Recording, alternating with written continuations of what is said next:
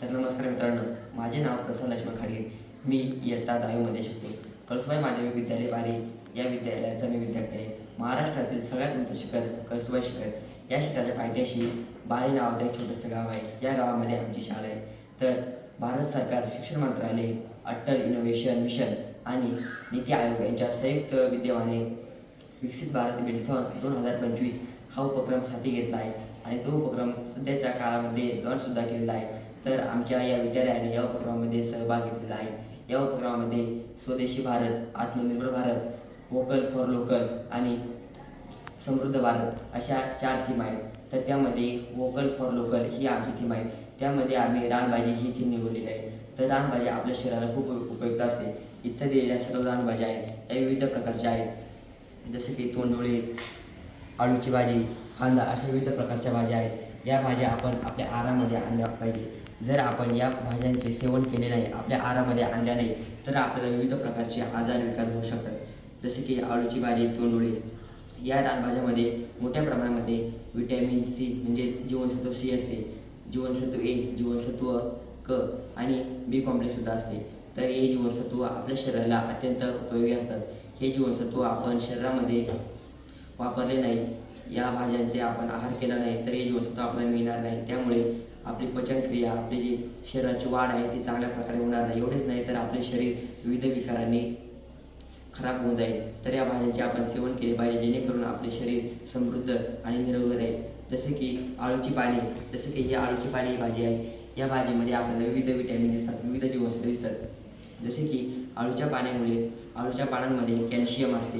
कॅल्शियममुळे आपले हाडे मजबूत होतात, जेणेकरून हाडांची क्रिया जोरात आणि जलद गतीने चांगली चालते. एवढेच नाही तर आपले दातसुद्धा मजबूत राहतात आळू ही रानभाजी खाल्यामुळे. अशाच विविध प्रकारच्या रानभाज्या आहेत. जसे की कणवारी, भाजपुरी, गोळ ही पण एक रानभाजी आहे.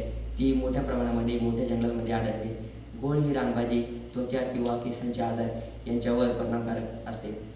जर आपण गोळ या रानभाजीचे सेवन केले नाही तर आपल्याला मोठ्या प्रमाणात त्वचेचे आजार होतात. त्वचा निस्तेज बनते, त्वचेला तेज राहत नाही. एवढेच नाही तर आपले केस पिकतात, केस गळतात, असे केसांचे विकार होतात. आणि कणवारी ही सुद्धा एक रानभाजी आहे. कणवारी या रानभाजीचे आपण सेवन केले नाही तर आपल्याला विविध प्रकारचे आजार होतात. जसे की आपल्या जे दाताचे हिरड्या असतात त्या हिरड्या कमकुवत होतात.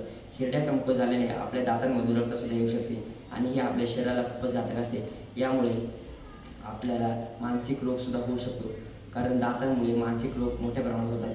एवढेच नाही तर भाजपुरी ही सुद्धा रानभाजी जंगलांमध्ये मोठ्या प्रमाणामध्ये आढळते. ही रानभाजी आपण जर खाल्ली नाही, आपल्या आहारामध्ये जे सेवन केले नाही, तर व्हिटॅमिन बी आणि व्हिटॅमिन क म्हणजे जीवनसत्व हे आपल्याला कमी पडतात. आणि या रानभाजीमुळे आपल्याला पटकन थकवा जाणवतो. म्हणजेच कोणतेही काम केले तर आपल्याला थकवा पटकन जाणवतो आणि आपले जे हाडे आहे ते हाडे बळकट होत नाही. तर अशा प्रकारे या सर्व रानभाज्यांचे प्रत्येक फायदे आहेत आणि त्या आपण आपल्या आहारामध्ये आणल्याच पाहिजे, जेणेकरून पुढची पिढी आपल्याला समृद्ध बनवता येईल आणि आपली पिढीसुद्धा समृद्ध राहील. तर तुम्ही पण या रानभाज्यांचे सेवन करावे. याच्यानंतर पुढची माहिती माझा वर्गमित्र योगेश सांगेल. नमस्कार, माझे नाव योगेश सरगी. मी इयत्ता 10वीत शिकतो. मी आज तुम्हाला भाज्यांविषयी थोडी माहिती सांगतो. सेवन करण्याचे फायदे सांगतो, ते तुम्ही ऐका. ही आहे बडद्याची भाजी. ही भाजी खाल्ल्यानंतर आपली पचनशक्ती व आपल्यातील आजार लवकरात लवकर बरे होते. ही आहे आळूची भाजी. ही आळूची भाजी खाल्ल्यानंतर आपल्याला गरम उन्हाळ्यात आपल्याला थंड गारवा जाणवतो. हे आळूचे कण पण खाल्ल्यानंतर आपल्याला उन्हाळ्यात गारवा जाणवतो. हे आहे शेवग्याचा पाला. शेवग्याचा पाला खाल्ल्यानंतर, त्याची भाजी करून खाल्ल्यानंतर आपल्याला निकटदृष्टीचा व दूरदृष्टीचा यांसारखे आजारावर लवकरात लवकर ताबा मिळवता येतो. हे आहे तोंडुळे. हे उन्हाळ्यात खाल्ल्यानंतर आपल्याला थंडगार असा गारवा जाणवतो. हे तोंडुळे खावे. इकडे आहे हा रानकांदा म्हणजेच पाचन कांदा. हा पाचन कांदा खाल्ल्यानंतर